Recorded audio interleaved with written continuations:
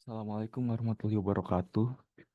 Nama saya Firda Rehan Kurniawan dengan NIM 2102159. Kali ini ingin mempresentasikan hasil dari tugas individu mata kuliah Kewirausahaan Ilmu Komputer. Kali ini topiknya adalah analisis SWOT peluang mendirikan perusahaan coding untuk anak-anak di Indonesia. Nah, kita masuk ke analisisnya. Nah, untuk menurut saya sendiri, mendirikan perusahaan yang menawarkan khusus coding ini untuk anak-anak di Indonesia adalah peluang yang menjanjikan. Nah, karena mulainya meningkatnya minat dan kebutuhan akan keterampilan teknologi di kalangan generasi muda, karena semakin maju, teknologi pun juga semakin banyak dibutuhkan juga. Nah, orang tua juga mulai mulai menyadari gitu pentingnya mengenalkan teknologi kepada anak-anak sejak dini. Nah, keterampilannya sekali lagi relevan untuk masa depan. Nah, karena Indonesia sebagai negara dengan populasi yang terbilang besar, nah, dilihat-lihat ini mampu menyediakan pasar yang luas bagi pendidikan yang berbasis digital. Nah, untuk usaha sejenis seperti coding, contohnya ada banyak sekali, tapi saya coba ambil tiga contohnya aja. Yang satu ada kode.org, ini platform internasional yang menawarkan berbagai sumber belajar coding untuk anak-anak dengan pendekatan gamified. Lalu ada Scratch, aplikasi pembelajaran coding berbasis blok yang sangat populer di kalangan anak-anak juga. Lalu ada Codepolitan, ini platform lokal dari Indonesia yang menyediakan khusus coding dengan berbagai level dan komunitas dukungan. Nah, kita masuk ke analisis SWOT. Eh, yang pertama itu adalah kekuatan strength. Yang pertama itu adalah permintaannya yang tinggi gitu. Karena semakin eh, semakin maju ya suatu negara juga semakin banyak sekolah-sekolah yang mulai menerapkan gitu, mengintegrasikan gitu teknologi dalam kurikulum pembelajaran mereka. Nah, permintaan untuk khusus coding ini juga dirasa bisa akan terus meningkat gitu. Lalu untuk kurikulum yang menarik gitu. Contohnya juga ada banyak aplikasi dan platform itu yang sudah ada seperti Scratch ini dan Hopstotch juga menawarkan pendekatan belajar gitu, dengan cara yang menarik bagi anak-anak.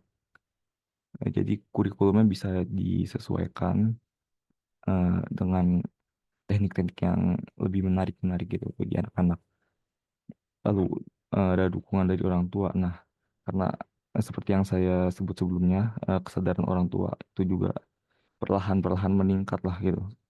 Karena pentingnya keterampilan digital ini bagi anak-anak di masa depan juga. Nah, kita masuk ke eh, weakness atau kelemahan. Nah, yang pertama itu ada persaingan ya. Karena terdapat banyak platform belajar coding gitu, baik lokal maupun internasional, seperti Code Academy, Coursera, dan Codepolitan juga yang disebut tadi, yang sebenarnya sudah jauh lebih mapan gitu. Sehingga kalau misalkan untuk masuk gitu, untuk masuk ke dalam terjun untuk jadi perusahaan coding itu agak sulit gitu, sulit untuk menarik eh, pengguna-pengguna baru, karena mungkin mereka sudah terbiasa dengan eh, apa ya seperti situs-situs Kode Akademi atau Kodepolitan yang lainnya gitu. Lalu untuk yang kedua itu sumber daya, karena untuk membangun sekali lagi bangun kurikulum yang efektif, lalu merekrut pengajar-pengajar codingnya juga yang tentunya berkualitas, pasti juga memerlukan investasi awal yang cukup besar gitu. Ini akan sangat memakan banyak biaya juga. Dan untuk kesadaran pasar juga, meskipun ada permintaan, tapi eh, masih ada segmen pasar yang kurang sadar gitu akan manfaatnya belajar coding di usia dini. Kita masuk ke peluang opportunities, di mana ada ekspansi pasar gitu. Eh, karena populasi anak-anak di Indonesia itu besar gitu. Jadi ada peluang itu, peluang yang besar untuk memperluas jangkauan kursus ke daerah-daerah di luar kota besar. Misalkan kita masuk sedikit ke pelosok itu, karena juga untuk mengajarkan coding gitu, yang mana relevan juga dengan masa depan. Lalu ada kemitraan dengan sekolah gitu, bisa juga dengan menjalin kerjasama dengan sekolah-sekolah untuk memasukkan kursus coding gitu ke dalam kurikulum mereka gitu. Juga dapat meningkatkan visitabilitas dan aksesibilitas program.